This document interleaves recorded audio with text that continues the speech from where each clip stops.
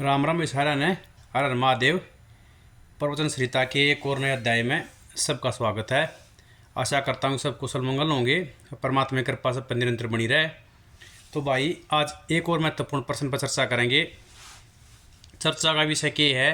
प्रश्न यो है कि भगवान ने हमारे तक काम में इतना दे रखा है, हम बिजी इतने बना रखी हैं कि हम ना नाम लेने का टाइम लगता, और या पारिवारिक चिंता है या हमने खाए जा है, और जो हमारी जिम्मेवारियां हैं उन पूरा करते करते हमारा सारा टाइम बिगड़ जाए है। ना तो भगवान का नाम लेने का मात्र समय बचता, ऊपर तक चिंता और खाए जा है।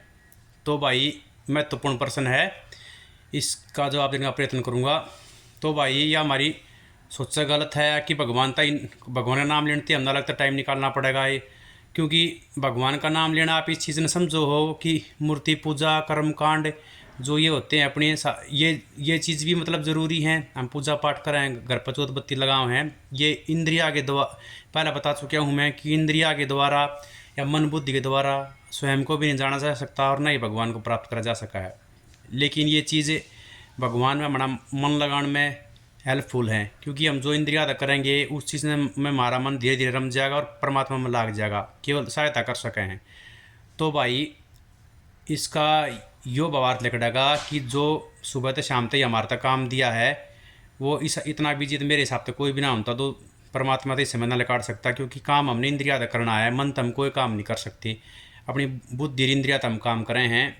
तो इसका एक हल निकलेगा कि मन में लगातार चिंतन उस परमात्मा करते रहें, और जो भगवान ने काम दे दिया, जिस तक खेती बाड़ी का दे दिया या कोई नौकरी दे दी, वो उसने अपनी करता रहे, और चिंतन है ना जो अंदर से वो भगवान का करता रहे। जैसे मैंने पहले उदाहरण देकर समझाया था कि जैसे कि एक दीवार रख दे हैं जहाँ आह्वान आती जाती है, वो लगातार जलता रहे है। यह चीज़ अपने मन में कर लें धीरे धीरे, बार बार। इसका मैंने तरीका भी बताया था कि अभ्यास के द्वारा होगा ये।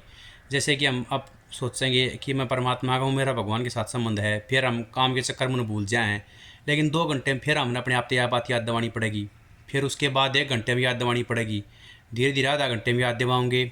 एक समय ऐसा होगा कि हमारा एकाग्रचित होकर मन उसमें लग जाएगा भगवान में, और हम अपना काम भी करते रहेंगे, और वो स्मरण है, चिंतन है, वो लगातार चलता रहेगा। इस तरह दोनों काम होते रहेंगे। मैं ये नहीं कहता भाई जो परमात्मा ने हमारे दायित्व दिए हैं या पारिवारिक जिम्मेदारी दी है, सामाजिक दायित्व हैं, वो भी महत्वपूर्ण हैं, वो जरूर ने मानने चाहिए आदमी ने। दूसरी रही चिंता की बात, तो भाई चिंता तक किसी चीज़ का समाधान नहीं लिख रहा है। भगवान में विश्वास रख के सच्चे अपने हृदय से और ईमानदारी से अगर आप किसी काम लगोगे तो परमात्मा भी उसमें ज़रूर सहायता करेगा, और वो आपका काम संपन्न भी होगा अगर आपकी नेक और नीति ठीक है। तो भाई चिंता करे से किसी चीज़ का कोई समाधान नहीं निकल सकता। कहा बिगा है, चिंता से चतुराई घटे, दुख से घटे शरीर, लोभ लालच से धन घटे, कह गए दास कबीर। तो चिंता करे तक किसी चीज़ का कोई समाधान नहीं होता, चिंता चिता के समान है। तो चिंता आप इस बात की या तो धन संचित करनी या किसी भी चीज़ की आप चिंता करने की आपने ज़रूरत ना है, या मैंने आप पहला बता दी कि ये शरीर है, इसने आप वास्तविकता मान रहे हो, निरस्तरात्मा सच्चाई मान रहे हो, यो ये आपके दुख और चिंता का मेन कारण है।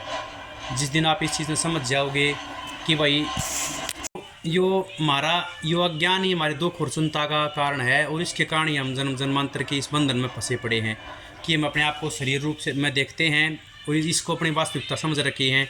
क्योंकि जो जीवात्मा है वो शाश्वत तत्व है, उसे ना तो कोई कभी दुख से स्पर्श कर सकता है, ना वो कभी सुख स्पर्श कर सकता है। वो तो नित्य है, वो सनातन है, और वही सच्चाई है।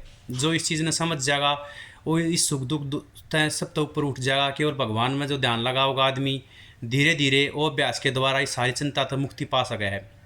यह चीज़ तभी संभव है क्योंकि ये माया रूपी संसार, परमात्मा की माया जो फैली हुई है, इससे पार मनुष्य किसी भी तरीके का प्रयत्न कर ले ना पा सकता ही। मैं कोई भी, हम सब सामान्य जीव हैं, हम इस परमात्मा की माया में फंस रहे हैं, इस तरह मुक्ति ना पा सकते। और यह माया है, जब तक इससे हम ऊपर नहीं उठ लेंगे या हम सुखी भी ना हो सकते, यह हमारे में दुख का मेन कारण है, और ना इस भव सागर तक पार हो सके हैं।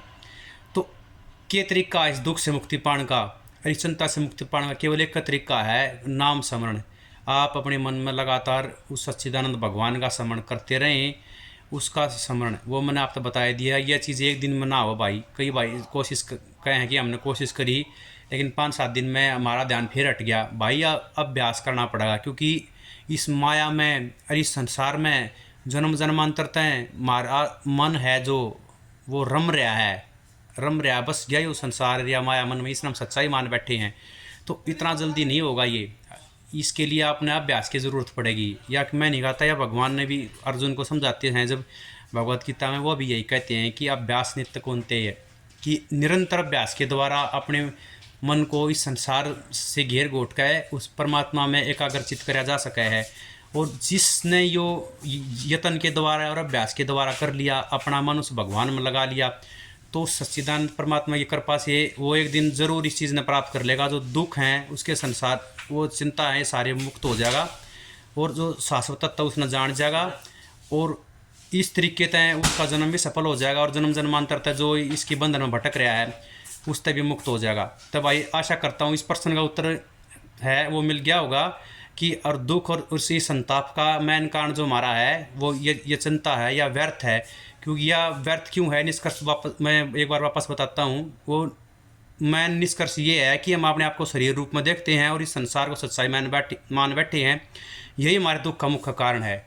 जिस चीज़ में वास्तविकता ने और स्वयं को पहचान जाएंगे, स्वयं का हम साक्षात्कार कर लेंगे, तो दुख और सुख हमें कभी स्पर्श ही नहीं कर सकता। क्योंकि हमारी वास्तविकता है जो दिखाई दे रही है उससे भिन्न है। जो जीवात्मा है वो परमात्मा का अंश है, जो परमात्मा सर्वशक्तिमान है उसी का अंश है, वो शाश्वत तत्व है ये, इसको सुख दुख कभी हो ही नहीं सकता। तो भाई आज के अध्याय में इतना ही। और किसी भाई का कोई प्रश्न हो तो वो इस पर कमेंट करें, और वीडियो अच्छी लग रही है तो लाइक करें और चैनल को सब्सक्राइब करें। तो अगले अध्याय में आपसे फिर एक बार मुलाकात होगी। तब तक के लिए स्वस्थ रहें और परमात्मा का स्मरण अभ्यास के द्वारा करते रहें। हर हर महादेव, जय श्री राम।